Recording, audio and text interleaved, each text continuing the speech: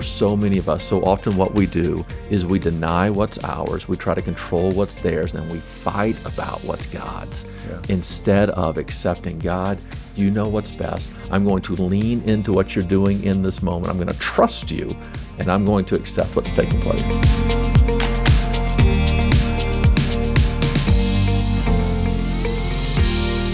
Kevin, welcome back. Hey, Chet, thanks so much. Great to be here. It's good to see you, as always.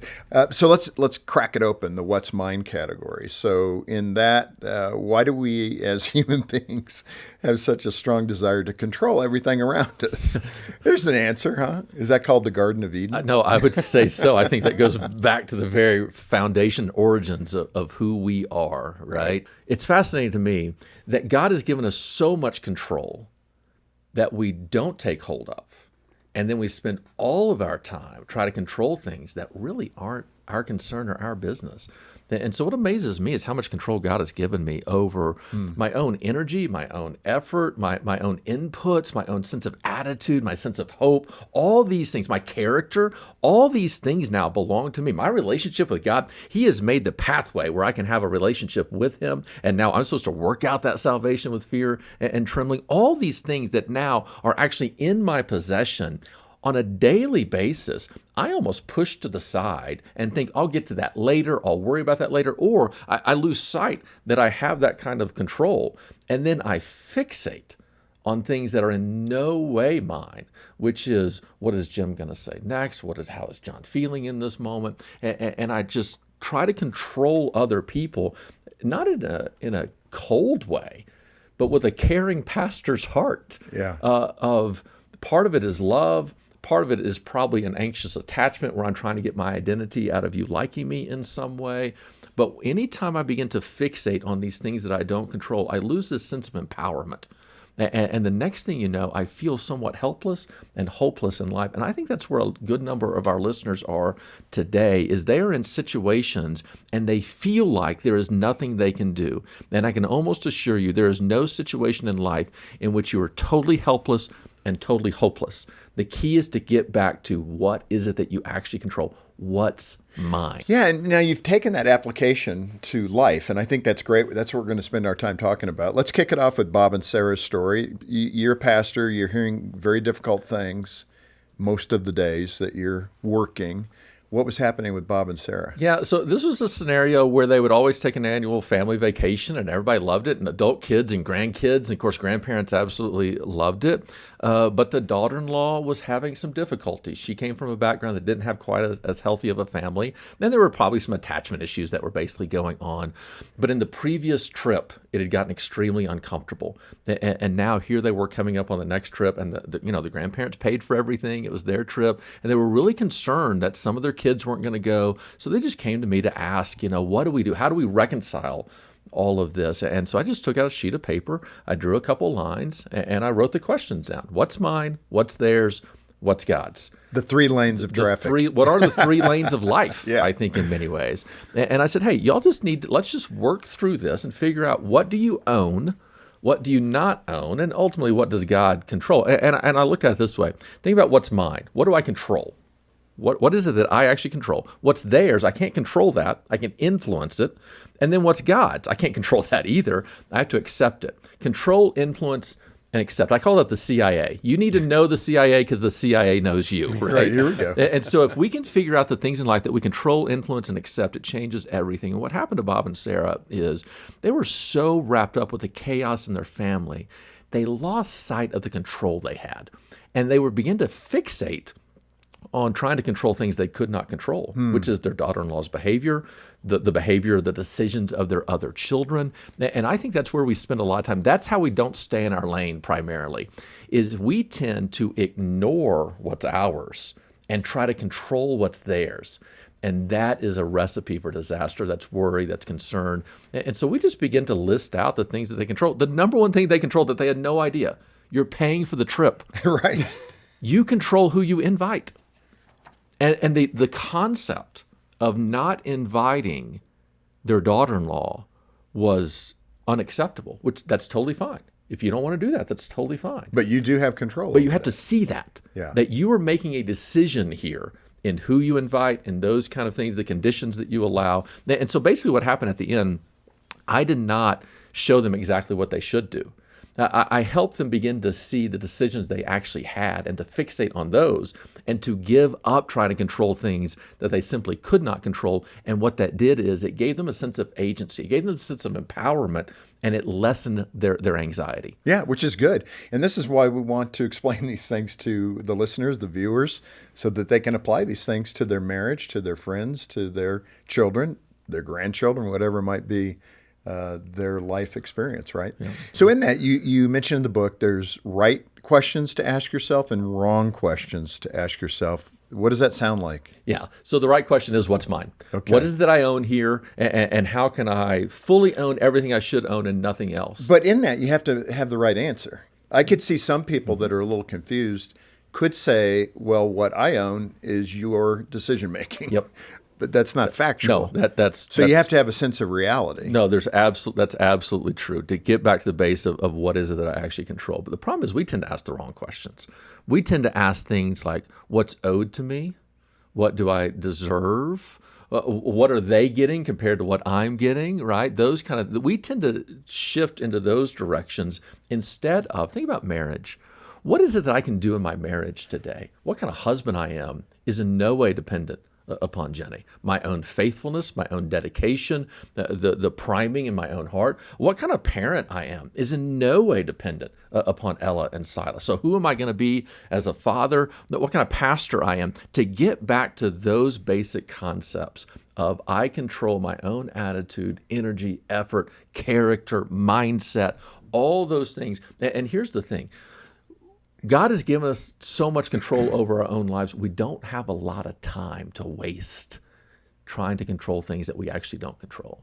You speak to the power of owning our no. I'm thinking of people pleasers. I can do that from time to time. I think we all can as people. I mean, we want to, and even in a Christian context, we want to make sure we're doing what we can to serve you, to please you.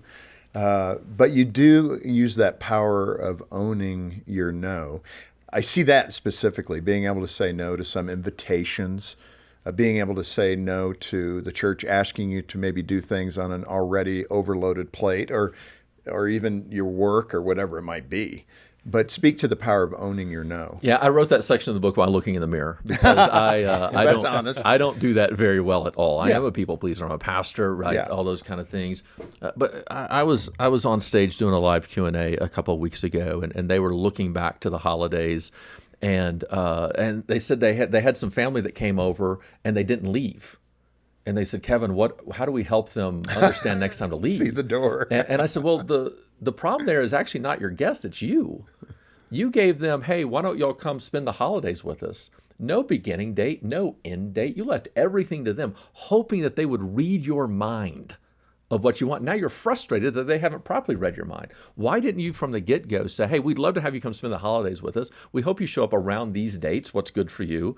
We're going to have some other plans around these dates. When do you want to leave? And to have clarity before all that shows up. But what happened is that couple now took the invitation and put it into the what's theirs column, and then was frustrated when they didn't do it right. Yeah. Instead of understanding, no, I control what's going on here. And so one of the things is all the time, if you look how often we hope that people will read between the lines and hear our no, instead of just coming out and saying, you know what, that's not something I want to do right now. Such great insights from Kevin Thompson, and he has so much more to share today on Focus on the Family. Yeah, Kevin's message seems like common sense, staying in your lane and not trying to control what others are doing, thinking, or feeling. Much easier said than done. Indeed. But it's really the key to a less stress-filled life, and I hope that this content has met that need for you, at least given you something to think about. Also, Focus on the Family needs your partnership to continue providing this kind of life-giving content. We are a listener-supported ministry, so I hope you'll consider making a generous donation to Focus on the Family right here at the end of the year. And someone you know might enjoy this message from Kevin, so hit the share button and send it along to them. That's a great way for you to help us expand the reach of the ministry. Yeah, and thanks in advance for helping us help others. Your generosity through a monthly pledge or one-time gift makes all the difference. So donate today as you can. Let's go ahead and hear more now from Kevin Thompson. I was laughing there because of the title. It's so funny. Worry less, love more. Those feel so good. And get something done. I think I'm resonating to get more things done. I like that. I must be a goal-oriented person. But in that regard, the second one is what's theirs. And this can be a little tricky because this is where we play back in the garden. You know what? I want to own some of those outcomes, so I'll own what's theirs. And that's not a good place to go. No, not at all. And this is a human condition that we live with from the garden, and it continues. You know, you look at, think about it's called sin nature. Exactly. Think about after the resurrection, disciples are out fishing, right? Jesus is on the shore, right? John 21. Disciples swim, recognizes Jesus. Peter swims to the shore. Eventually, Peter and Jesus are on a walk. This is now the restoration. That's when Jesus asked Peter 3 times, "Do you love me?" All those kind of things. And the text says that Jesus told Peter, hey, whenever you were young, you went wherever you want to go. Whenever you're older, somebody else is going to dress you. And the text says Jesus told him this to tell him what kind of death he would experience. So think about this. Jesus is prophesying to Peter about the future. Peter's first question, what are you going to do with John? Now, consider that. It's trying to own the other guy's stuff. No, exactly. It's this idea of, okay, if that's my deal, I'm okay with that as long as John doesn't get a better deal. And in that moment, he is more concerned with what Jesus is going to do with John than what he's going to do with himself, right? And what amazes me about that concept is how fixated we become on the decisions and the choices of other people, and how that ruptures relationships, how it strips us of any ability of agency within ourselves, and how really this is what begins to increase our anxiety level, specifically as parents. As we're trying to own things that don't belong to us, we become helpless. And anytime we feel helpless, anxiety is going to skyrocket. Well, in fact, and then that behavior may multiply. That's the irony of it. That anxiety then produces more of that. Exactly. And then we're also modeling for other people. This is how you go about it. Rosie and Troy were an example that you used in the book. Describe their situation, which may be a little different from Jesus and Peter. This is one of these fun meetings you get to have as a pastor, right? A great family, raise great kids. Now they're kind of college age. Some are just out, but all in that kind of young adulthood, right? So some were in the house, some weren't. Some were back home for college. And they were just kind of having a little bit of frustrations. And so we sat down, and I'm just going to assist them as best I could. And in the midst of the discussion, the mom mentioned that one of the sons had a girlfriend that she didn't necessarily care for. And that's totally fine. You have every right not to care for a girlfriend, right? Especially if you're a protective mom. And I said, now you didn't tell him that, right? and she goes, oh yeah. I said, so he asked you? And she goes, no, he didn't. I said, hang on. That's a problem. You're still treating him as though he's 14. He's 22. He's 23. Mm-hmm. Now, if he comes to you, and I hope that he does, that's wisdom to come to your mom and say, hey, what do you think? What do you see in this relationship? But until he does that, you literally kind of need to hold back to some extent and allow him to make the decision that he's going to make. I tell my kids all the time, right? 15, about to be 16 and 18. We sit around a dinner table with 6 chairs. There's 4 of us. Sometimes we have guests, but I tell them often, hey guys, eventually you're going to get to pick who fills these other 2 seats. Now, I do have a standard. It is my house, and so if they're unsafe, I can say they're not going to be here, right? At 15, I get to choose if your girlfriend's coming to Thanksgiving dinner or whatever. But a day's going to come where you're going to choose who sits in those seats. My task will then be to love them to the absolute best of my ability. It is your decision who sits there. It is my job then to respect the decision that you're actually making. But that is a very difficult thing for parents. Well, and I mean, this is really critical. So we got to slow down for a minute and speak to the parent that is parenting a 20-something the way they did it at 15, 16. You've got to punch this. I'm living in this right now. I didn't say punch me. But you do. These are lingering aspects of parenting, but you have to mentally change gears or suffer the consequences of the damage of that relationship.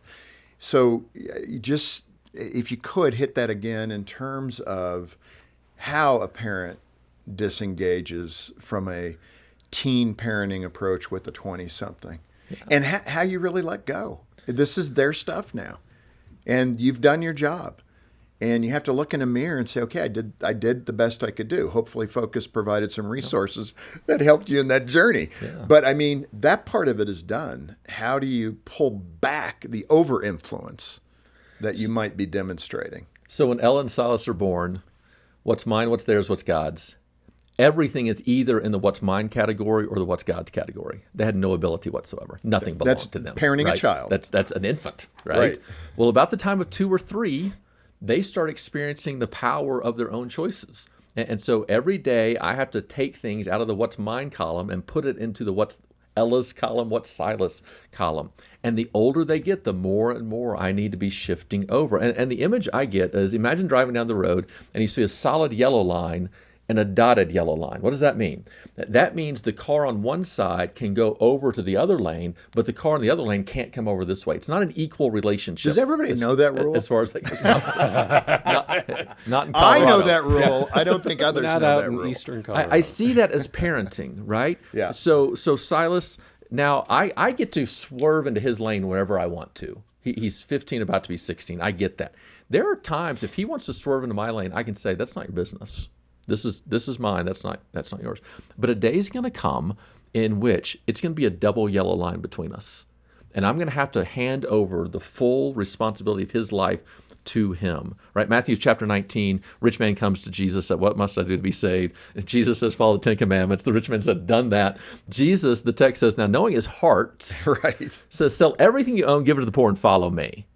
And the man, dejected, leaves Jesus. You know what amazes me about that story?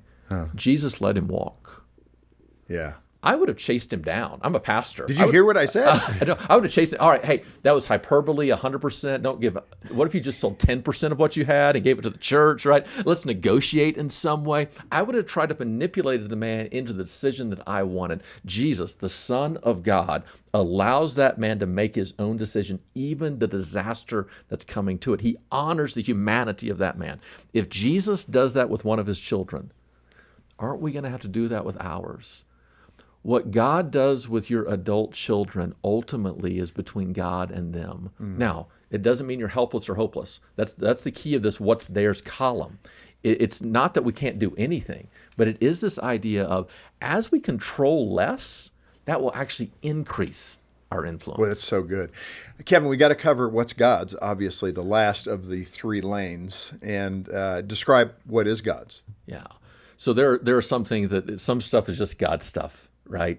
And so you think about a diagnosis that comes into your life you didn't ask for, you didn't control. You think about even some broken relationships that weren't even your own choice. I think about a stay-at-home mom today who her husband's walked out.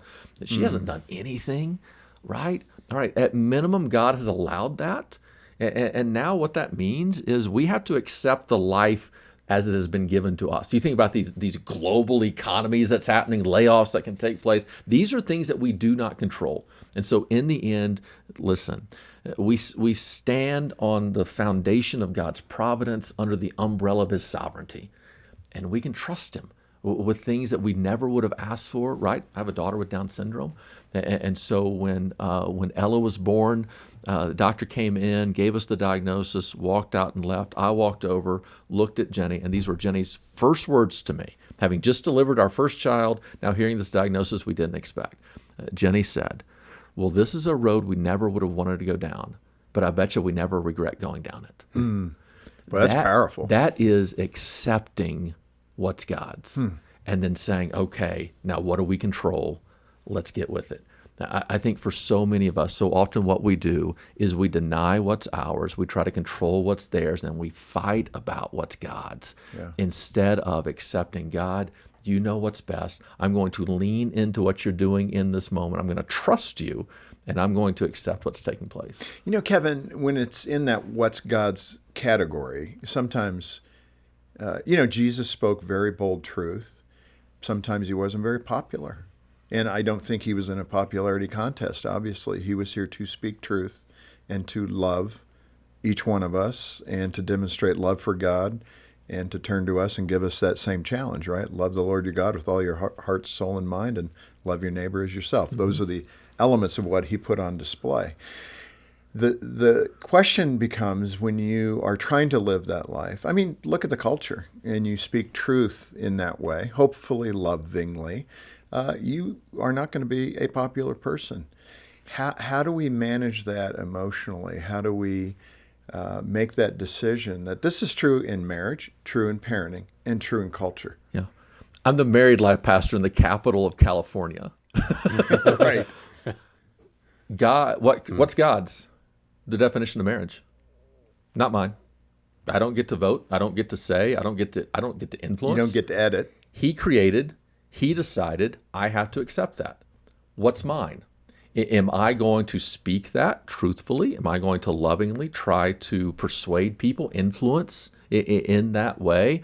But if I try to start rewriting what marriage is, rewriting what gender is, rewriting what God has actually said, what I'm doing in that moment is I'm not accepting what is God's. I'm trying to control what is God's. And that's a recipe for disaster. Well, you think about that. That is hurtling toward chaos.